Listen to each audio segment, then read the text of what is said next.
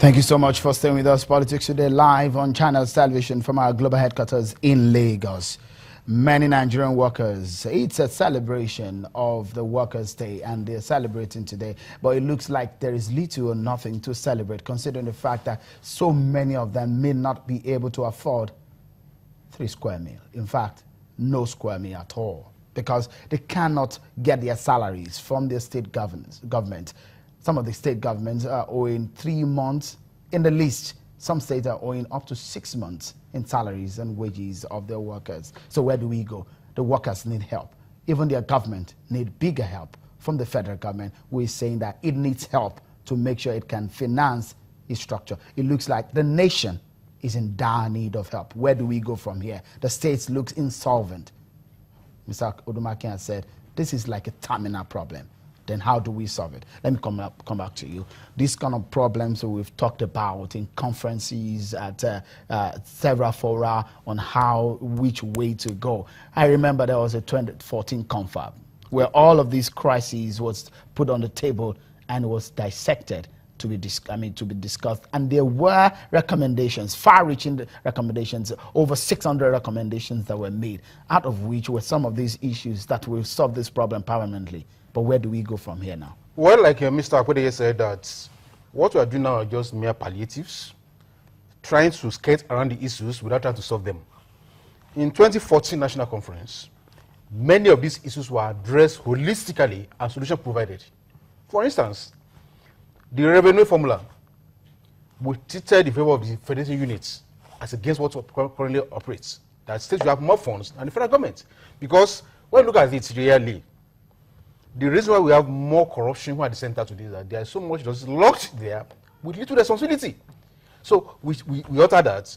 But more importantly, I listened to the Minister for Solid Minerals, Dr. Kadi Fahimi, saying a few days ago that was encouraging the states to go and take license from the federal government to be able to explore some of the resources on their soil. We said no to that. What we agreed at the conference was resource participation. That the states should be able to go on their soil, bring out these resources. And in fact, many people never understood when that conference recommended that we should create more states. We look at the resource map of Nigeria and discover that if we allow the states to go under their soil to bring out those resources, Nigeria can support more than all states that we have at the present.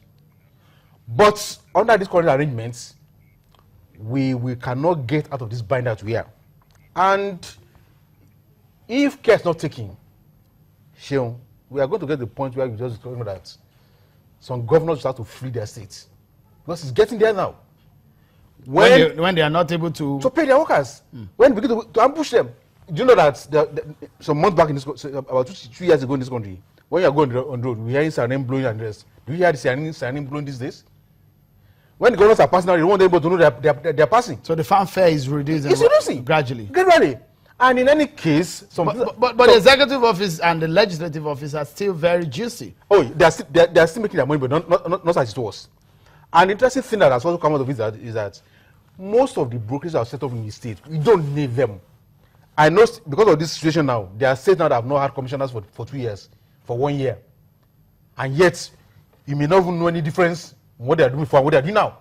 Which tells you that what you are running at present is more patronage, job for the boys. So, part of the restructuring that will take place is that we have more manageable and efficient addition of resources in terms of personnel. You had a situation where you have some governors who are appointing thousands of advisors. They call it empowerment.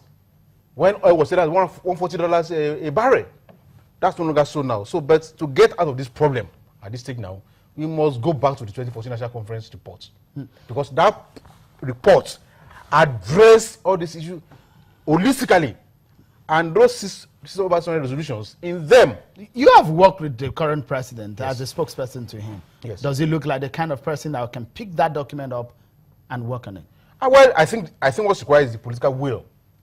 Does the kind of person you work with at that time, does he look like the person that can pick it up? It's a patriot who loves this country. Put aside who convoked the conference. Nigeria, we're in this mess now. This country is about to sink if you don't do the needful. And I think as a patriot, you will find the courage to do what is needful in terms of ensuring that rather than running away from the problem, we confront it headlong and resolve these problems once and for all. Let me quickly go to Mr. Akpedeye, who is sitting in Warri. Mr. Akpedeye is sitting in one of the richest states in Nigeria, Delta State. Warri precisely is an oil refining center or oil exploring center in Nigeria. And a lot of people within the environment that you live in, they smell money, perhaps they are not able to get as much.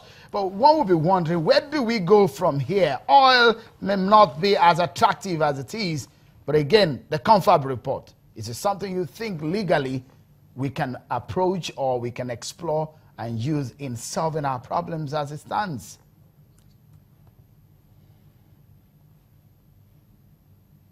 Sure, I think we've gotten to a point where we need to make some hard decisions. Hard decisions in the sense that we need to have the political will to do what is right. Because if we don't do what is right now, we'll have ourselves and our future to blame. Obviously, some things are not working, some things are not in place.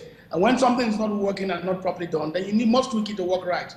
What do we need to do in the second? Number one, the proposition where the federal government gets more than half of a revenue allocation obviously is not working. That's why they cannot, the states, they can't meet the various needs, or the states have to meet the needs of the infrastructure in their locality, and now they are in dire need to pay for them. So obviously the federal government must, at this point in time, think of a way, because they must drive this process of how to redo the revenue allocation formula in which they get a fair and more share of the total package. Does the Confab... Number two, all expenses incurred All right. All expenses that have been incurred in doing federal government projects by various states, once verified, should be paid forthwith. All right, thank you. That will put some money in the pockets of the states, and that will make them more. I see you want to go. And number three, we must redo our constitution to duly have a federal structure that works. That, for me, is most key. And if we do it, we'll find ourselves in an El Dorado. Many thanks so much, Mr. Dafe Akpedeye, Senior Advocate of Nigeria, talking to us from Warri, Delta State, and Mr. Yinka Odumakin, Social Commentator, talking to us. Many thanks for having you on the program. Well, many thanks also for being such a great company. On behalf of the team here at Channels Television Headquarters in Lagos, bye for now.